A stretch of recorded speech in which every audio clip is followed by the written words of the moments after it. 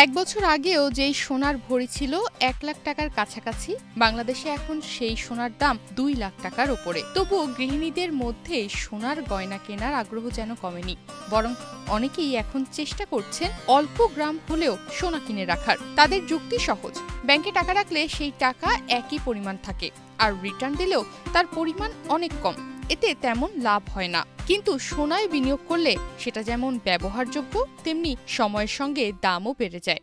অল্প হলেও ১ গ্রাম ২ গ্রাম যতটুকু গোল্ডের প্রতি প্রেফার করি। হ্যাঁ, অবশ্যই আমি নিজে অ্যাজ এ গৃহিণী যেটা বলবো, আমিও যেটা সবসময় যেটা ট্রাই করি, অল্প কিছু হলেও দেখা যায় যে ছোট অল্প গ্রাম হলেও একটা গোল্ড ইনভেস্ট করার জন্য। দেখা যায় ব্যাংকে টাকাটা রাখলে সেটা তো সেমই থাকছে, খুব বেশি একটা আমরা পাচ্ছি না। যেমন গৃহিণীরা সাধারণত গোল্ডটা কিনে প্রেফার করে বিকজ অফ তারা ইউজও করতে পারছে, দিন শেষে দেখা যায় এটা প্রাইসটাও বেড়ে যাচ্ছে। নারীদের কাছে সোনা কেবল গয়না নয়, এটি একদিকে বিনিয়োগ, অন্যদিকে আত্মতৃপ্তির প্রতীক। গৃহিণীদের মতে সোনায় টাকা রাখলে সেটা চোখের সামনেই থাকে।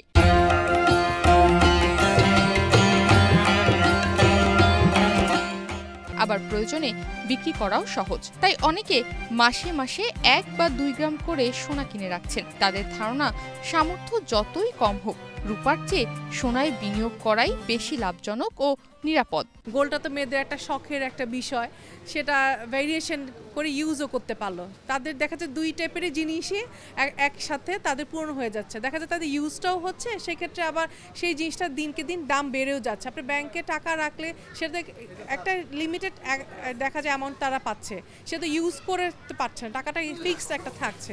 গোল্ড জিনিসটা মেয়েরা যেমন বিভিন্ন ওয়েতে বিভিন্নভাবে ক্যারি করতে পারে, সেজন্যই হয়তো মেয়েরা বেশি গোল্ডের দিকে প্রেফার করে। এদিকে বাজারে সোনার দাম বেড়ে যাওয়ায় অনেকেই রূপার দিকে ঝুঁকছেন, কারণ সোনার দামের নাগাল পাওয়া এখন অনেকের পক্ষে সম্ভব নয়। কিন্তু গৃহিণীদের একাংশের মতে রূপা ব্যবহার করলে তা কালচে হয়ে যায় এবং দীর্ঘমেয়াদে এর কোনো মূল্য থাকে না। অন্যদিকে সোনা দীর্ঘ সময় পরেও আগের মতো উজ্জ্বল থাকে, বরং দাম আরো বাড়ে। রূপাটার ব্যাপার আমরা অনেক আগে দেখেছিলাম, যখন ছোট ছিলাম তখন অনেকে ইউজ করতো রূপাটা কেনার। আমি হয়তো কিনবো, কারণ রূপার জিনিসটাকে কিছুদিন ইউজ না করে সেটা কালো হয়ে যায়, তো সেজন্য দেখা যায় আমি রূপাটা প্রেফার করি। আমি অল্প হলেও ১ গ্রাম ২ গ্রাম যতটুকু গোল্ডের প্রতি প্রেফার করি।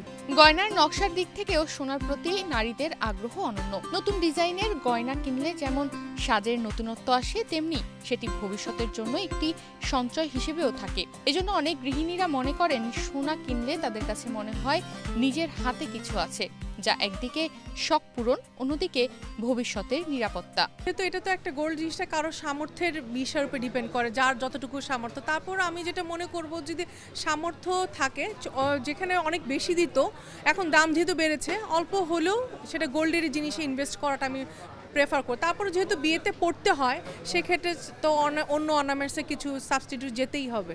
এমনকি অনেকে ফোনের নতুন মডেল আসলে সেই ফোন কিনতে পছন্দ করেন, কিন্তু একজন গৃহিণীর মতে ফোনের রিসেল ভ্যালু সবসময় কমবে, কিন্তু সোনার বাড়বে।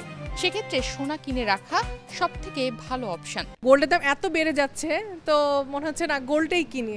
ফোনটা তো ১ বছর পর নতুন নতুন সিরিজ আসতেছে, এখন একটা সময় দেখা যায় ফোনের রিসেল ভ্যালুটা আমি অত বেশি পাবো না। গোল্ডের যে রিসেল ভ্যালুটা আসবে ফোনে তো সেরকম পাবো না, তো দেখা যায় আমি হয়তো ব্যাকডেটের আইফোনটাই ইউজ করছি, নতুন আর কেনার চিন্তা করতেছি না। সোনার দাম এখন ভরি প্রতি ২ লাখ টাকার উপরে। তবুও অনেক গৃহিণী একমত যে সোনা কেনা এখন সবচেয়ে বুদ্ধিমানের কাজ, কারণ এটি শুধু অলংকার নয়, সময়ের সঙ্গে যার মূল্য কেবল বাড়তেই থাকে। তনিমা রহমান, বাংলাদেশ প্রতিদিন।